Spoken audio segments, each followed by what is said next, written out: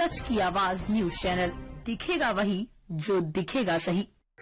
फर्जी दस्तावेजों के आधार पर लोन दिलाने का झांसा देकर लोगों के पैन, आधार व रिहायशी विवरण लेकर उनके नाम से फर्जी फॉर्म खोलकर जीएसटी पंजीकरण कराने वाले संगठित गिरोह का पर्दाफाश। आरोपियों द्वारा बैंक खाते खोलकर जीएसटी के नाम पर बड़े स्तर पर धनराशि का ट्रांजैक्शन कर उसे डाइवर्ट किया जाता था। अब तक 38 बोगस कंपनियों का पता चला है, जिनके माध्यम से लगभग 250 करोड़ का संदिग्ध लेन देन सामने आया है।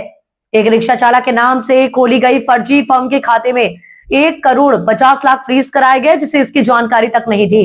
प्रकरण में 2 अभियुक्त गिरफ्तार, 5 फरार, 30 मोबाइल फोन व 52 चाबियां बरामद।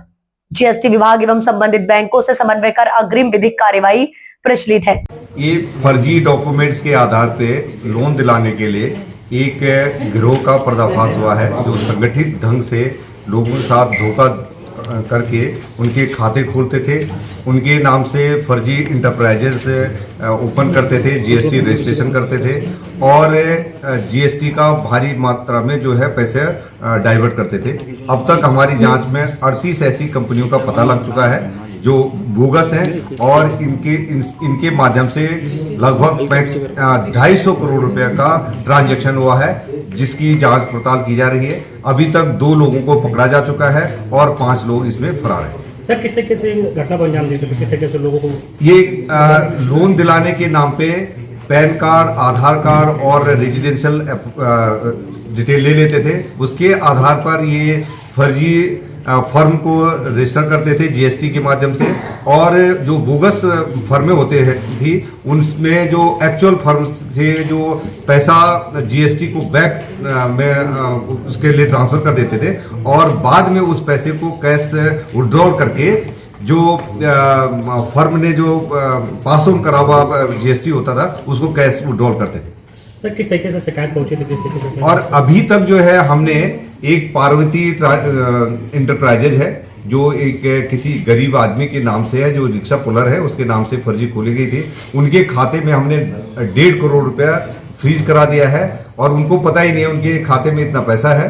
और ऐसे ही कई फर्मों का पता लगा है जो पार्वती से 12 फर्में जो व्यापार कर रही हैं और 2 फर्मों को आगे जो है ये पार्वती इंटरप्राइजेस कर रही है। तो ऐसे करके अभी तक जो है 250 करोड़ रुपए का ट्रांजैक्शन हो चुका है। सर, किसने शिकायत की थी, किस तरीके से मामला संज्ञान में आया था? ये हमारे पास एक ये लड़का अनुराग वर्मा है, ये से जो है कपिल शर्मा द्वारा, कपिल मिश्रा द्वारा उनसे कागज मांगे गए थे उनकी बहन का शादी के लिए लोन दिलाने के नाम पे, और इसको पता ही नहीं था कि इसके लोन अभी स्वीकृत नहीं हुआ। वो ये कहते थे कि हमें अभी टाइम लग रहा है बैंक में, परंतु इनके नाम से इंटरप्राइजेज खोली जा चुकी थी, जीएसटी रजिस्ट्रेशन हो रखा था और इनका एचडीएफसी बैंक में अकाउंट खोला गया था और जिसमें पैसे भी आ रहे हैं और ये पैसे जो है इनका कैश विड्रॉल हो रहा है और जो मूल जो है जहां जीएसटी चोरी होती है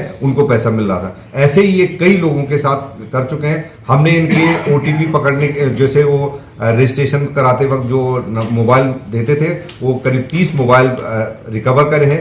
52 चाबियां अभी तक रिकवर की जा चुकी हैं, जिसे ये पता होता है कि इन्होंने कितने फर्जी इंटरप्राइजेज खोली हैं। अब ये खुलासा हो चुका है तो जीएसटी डिपार्टमेंट और बैंक से हम लोग संपर्क करके आगे की जो उनके स्तर पर जो कार्रवाई की जानी चाहिए वो उनको डिटेल शेयर करेंगे। और क्योंकि इनमें धोखा दे करके और लोगों के जो पर्सनल आइडेंटिटी लेकर के उसका दुरुपयोग करा गया है, जो इनके डॉक्यूमेंट्स हैं उसका दुरुपयोग करा, तो उसके तहत इनके खिलाफ कार्रवाई की जाए। तो शिकायतकर्ता को कब पता चला कि उसके साथ धोखाधड़ी हो रही है? ये करीब 1-1.5 महीने तक उसको घुमाते रहे और ये कहते रहे कि लोन अभी सैंक्शन नहीं हुआ, और जब इसको ये लगा कि मेरे इसका कहीं दुरुपयोग ना हो तो ये पुलिस के पास है और पुलिस ने अपनी जानकारी, जब हमें शुरुआती दौर में लगा कि कहीं ये म्यूल अकाउंट तो नहीं है जिसकी वजह से ये साइबर ठगी हो रही है, लेकिन बाद में जो है इसकी इंक्वायरी करने के बाद पता लगा कि ये जो है जीएसटी चोरी का एक बहुत बड़ा रैकेट काम कर रहा है।